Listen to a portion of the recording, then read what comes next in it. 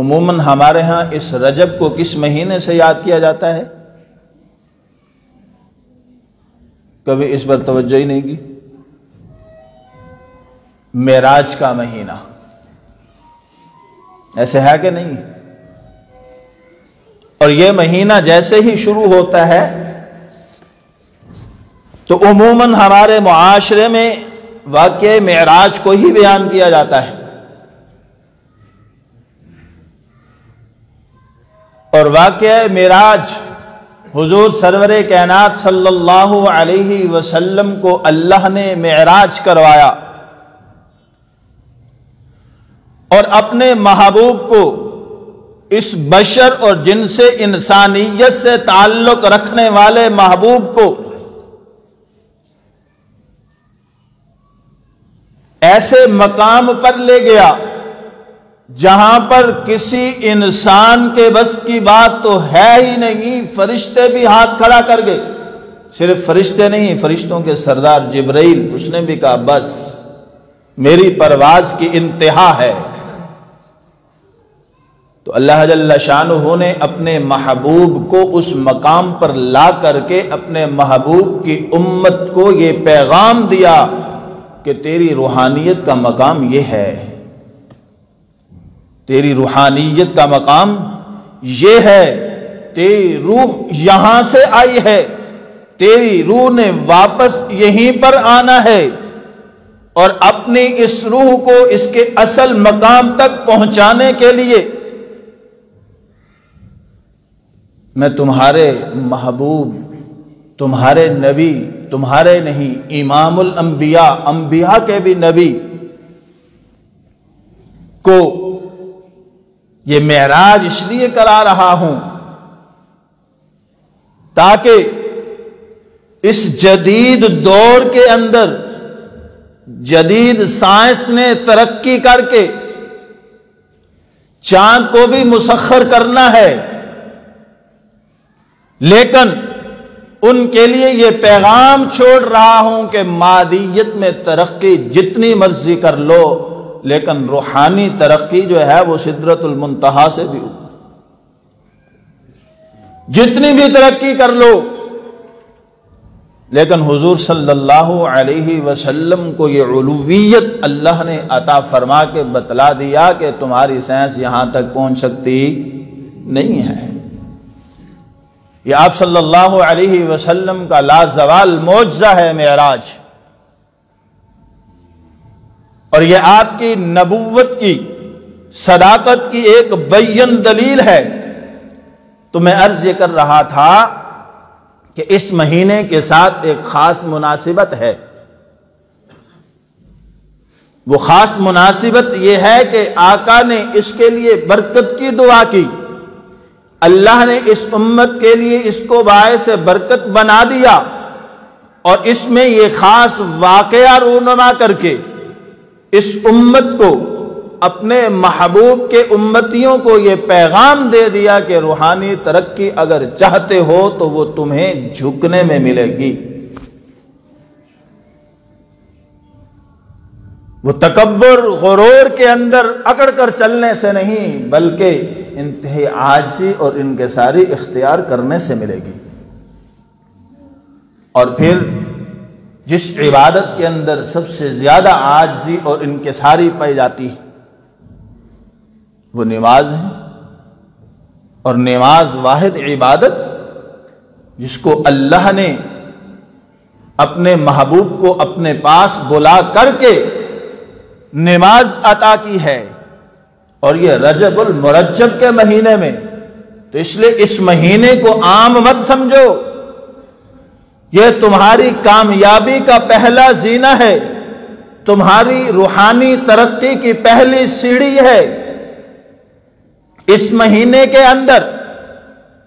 جتنا زیادہ عبادت کر کے، ریاضت کر کے، کثرت سجدہ کر کے، فرائض واجبات ادا کر کے، قرآن کی تلاوت کر کے اپنی عادت بنا لو گے، اتنا ہی آگے رمضان المبارک کی بابرکت ساعات سے محظوظ ہو سکو گے۔ یہ رحل سہل ہے، یہ ایک پریکٹس ہے اس مہینے کے اندر، اور وہ لازماً نماز سے بڑھ کر کے کوئی عبادت نہیں ہے، اور اسی مہینے میں ملنے والا یہ تحفہ، اور اس سے بڑھ کر اللہ کا قرب حاصل نہیں کیا جا سکتا۔ وَاسْجُدْ وَاقْتَرِب، جب اللہ نے خود فرما دیا کہ اگر میرا قرب چاہتے ہو تو سجدہ کرو، کثرت سجدہ میں اللہ کا قرب ہے، اور اللہ کے قرب میں ہی کامیابی، اللہ کے قرب میں ہی کامیابی ہے، اس کے علاوہ کامیابی نہیں ہے۔ شری اللہ جل شانہ نے رجب المرجب کو باعث تعظیم، باعث حرمت قرار دیا ہے، اور یہ بات ذہن میں رکھنا کہ جس طرح کسی خاص وقت، جگہ یا دن، خاص وقت، جگہ یا دن میں اعمال کرنے کا اجر و ثواب زیادہ ہے، تو اسی خاص وقت، جگہ اور دن میں گناہ کرنے کا وبال بھی اتنا ہی زیادہ ہے، گناہ کرنے کا وبال بھی اتنا ہی زیادہ ہے۔ جہاں ان مہینوں کے اندر اعمال کرنے کا اجر و ثواب بڑھا چڑھا کر کے دیا جاتا ہے، وہاں پر گناہ کا وبال بھی اتنا ہی زیادہ ہوگا۔ تو اس لیے خاص طور پر ان مہینوں کے اندر اپنے آپ کو گناہوں سے بھی بچانا ہے، اور گناہوں سے بچنا یہ حقیقی تقویٰ ہے۔ اپنے آپ کو گناہوں سے بچانا یہ حقیقی تقویٰ ہے۔ انسان فرائض اور واجبات پورے کرتا رہے اور گناہوں سے بچتا رہے تو اللہ کا ولی ہے۔ یہ نہیں کہ اعمال بھی پورے ہوں اور ادھر سے گناہ بھی پورے ہوں تو معاملہ خطرناک ہے۔ ولایت اور تقویٰ گناہوں سے بچنے سے آتا ہے۔ تو اس لیے اس ماہ مبارک کا یہ خاص پیغام یہی ہے کہ اللہ جل شانہ نے، آپ دیکھیں کہ نماز کی کتنی اہمیت اللہ کے ہاں، ہر حکم اللہ نے زمین پر نازل فرمایا، ہر حکم، ہر عبادت کا حکم اللہ نے جبرائیل امین کے ذریعے آپ صلی اللہ علیہ وسلم کے پاس زمین پر بھیجا ہے، لیکن نماز کے لیے اپنے محبوب کو اپنے پاس بلایا ہے۔ ابتداً 50، پھر کم ہوتی 5، لیکن اللہ نے فرمایا پڑھو گے 5 اور ثواب 50 کا ہی ملے گا۔ پڑھو گے 5 اور ثواب 50 کا ہی ملے گا۔ حضرت موسیٰ علیہ السلام نے کہا تھا نا کہ ابھی بھی کم کرواؤ، آپ کی امت یہ 5 بھی نہیں پڑھے گی۔ تو آپ صلی اللہ علیہ وسلم نے کیا فرمایا تھا؟ اب مجھے شرم آتی ہے، بار بار یہ میرے اور آپ کی آسانی اور سہولت کے لیے آقا نامدار صلی اللہ علیہ وسلم نے بار بار چکر لگا کے نمازیں کم کروائی ہیں، لیکن اللہ کی شان ربوبیت، شان کریمی اور رحیمی دیکھیے کہ تعداد کم کرنے کے باوجود اجر و ثواب میں کمی نہیں ہے۔ ایسے کریم رب سے ہم کیوں دور ہیں؟ ان خاص ماہ و ایام میں بھی ہم خرافات میں لوٹ پوٹ ہو جاتے ہیں۔ اب رجب المرجب شروع ہے، کوئی مقصد کی بات نہیں کرے گا، گلی گلی، گھر گھر محافل میلاد منعقد ہونا شروع ہو جائیں گے، اور کیا ہوگا؟ واقعہ معراج مزے لے لے کر کے بیان کیا جائے گا، اور اسی واقعہ معراج اور اس محفل کی نظر ہماری نمازیں بھی ہو رہی ہوں گی، تلاوتیں بھی ہو رہی ہوں گی، دوسرے کو تکلیف بھی پہنچائی جا رہی ہوگی، راستے بھی روکے جا رہے ہوں گے، اور سب کچھ ہو رہا ہوگا،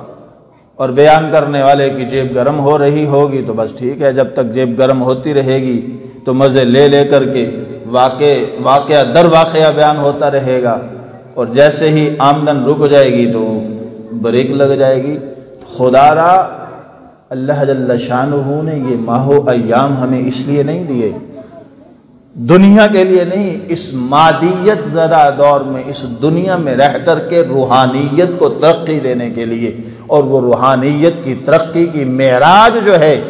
اپنے رب کی شان رحیمی تو دیکھی، اپنے محبوب کو زندگی میں ایک معراج عطا کی، لیکن اپنے محبوب کے صدقے سے اپنے محبوب کی امت کے لیے دن میں 5 وقت کی معراج متعین کر دی۔